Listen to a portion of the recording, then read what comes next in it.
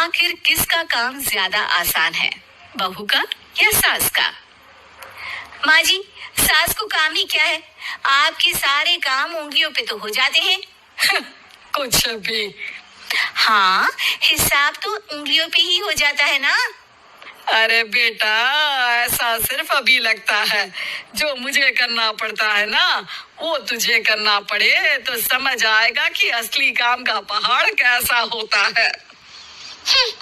ठेले बराबर वजन भी नहीं है आपके काम में। हर बात पहाड़ों के वजन की कर रही हैं आप।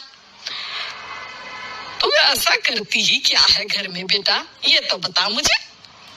मैं थोड़ी ना कुछ करती हूँ, सब जादू से हो रहा है इस घर में। अरे एक दिन मेरा काम करोगी तो समझ आएगा। Okay okay, shut up. कल से मैं घर के काम करूंगी और तू मेरी जगह हर चीज का हिसाब रखना, ठीक है? ठीक है, ये भी कर लेते हैं।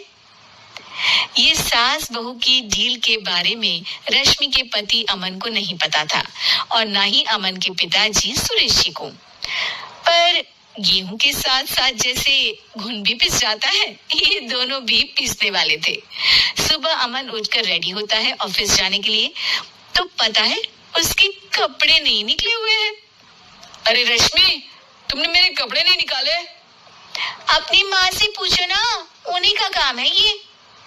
अमन अपनी माँ के पास जाता है। अब मेरे कपड़े आज आप देने वाले हो क्या माँ? हाँ, देना तो मुझे ही चाहिए, पर तेरी बहू ने कपड़े धोने ही नहीं डाले, तो कोई भी धुला हुआ कपड़ा नहीं है बेटा। हैं? ऐसा क्यों? कपड़े तो धोने आप ही देते हो ना माँ? अरे बहू ने तुझे बताया नहीं, अब हम अदल बदल गए हैं। मैं अब बहू और तेरी बीवी सास। अमन परेशान हो गया। वो बिना इस्त्री के कपड़े पहनकर ऑफिस चला गया। सरस्वती जी अपने घुटने के दर्द के कारण झुककर घर साफ नहीं कर पा रही थी और ना ही खाना बनाना याद रख पाई। उधर रश्मि पहले ही दिन घर की चाबी घुमा चुकी थी और 300 रुपए का हिसाब अलग नहीं मिल रहा था। पर दोनों का ही घमंड कैलाश पर्वत से भी बड़ा था और दोनों ही खेमे एक दूसरे की बात मानने को बिल्कुल तैयार नहीं थे। शाम को जब सुरेश जी और अमन खाना खाने बैठते हैं, तो सरस्वती जी उनके सामने गाजर और पपीते लाकर रख देती हैं। अरे माँ, ये क्या है? खयाली पुलाव के साथ सलाद। माँ जी खाना बनाना भूल गई लगता है।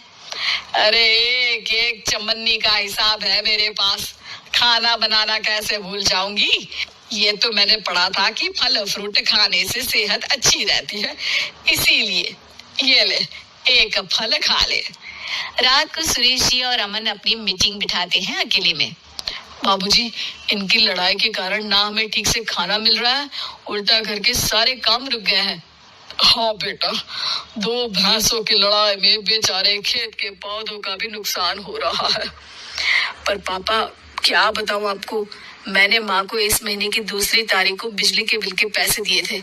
आज बिल भरने के लिए मांगने गया तो पता चला कि रश्मि उन पैसों से गैस सिलेंडर ले आई। अच्छा, तो सिलेंडर के पैसों का क्या हुआ? अब सिलेंडर के तो कोई पैसे नहीं थे बाबूजी, हमारे घर पर गैस की पाइपलाइन लगी है ना। बेटा, इन दोनों का कुछ करना पड़ेगा, नहीं तो अपने घमंड के चक्कर में पूरा घर बर्बाद कर डालेंगी ये दोनों। अमन और सुरेश जी काफी सोच विचार के बाद एक निष्कर्ष पर पहुंचते हैं।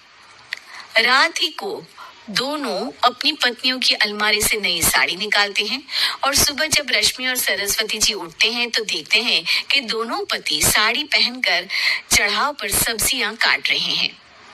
अरे ये सब क्या हो रहा है? क्या हो रहा है मतलब? आप दोनों अदल बदल हो सकते हो तो हम क्यों नहीं? अरे क्या मतलब? नहीं नहीं, मेरी भी बचपन से किसी की बहू बनने की इच्छा थी, तो आज से सरस्वती तुम बड़ी बहू, मैं मिडिल बहू और अमन छोटी बहू। अरे लेकिन सब घर पर बैठ जाएंगे तो कमाएगा कौन? ये घर कैसे चलेगा?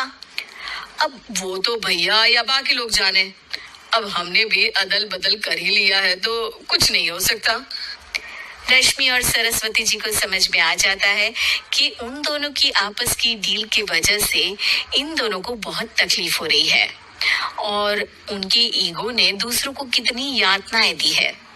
अब असल में माँ जी आप सही थी, सास बनना बहुत मुश्किल है। अरे हाँ बेटा, और तू भी, मुझसे तो नहीं हो पाया सब घर के काम, वापस बदल ले क्या? हाँ हाँ बिल्कुल माँ जी, और अब आप दोनों भी बदल लीजिए। कोई आ गया तो आप दोनों को देखकर क्या सोचेगा। अच्छा है, आप दोनों के समझ में ये बात तो आई। मैं फटाक से कपड़े बदल लेता हूँ। अरे रुक जा बेटा, एक फोटो ले लेती हूँ तेरी। मेरी बेटी होती तो तेरे जैसी ही दिखती साड़ी में। और मेरा फोटो नहीं लोगी?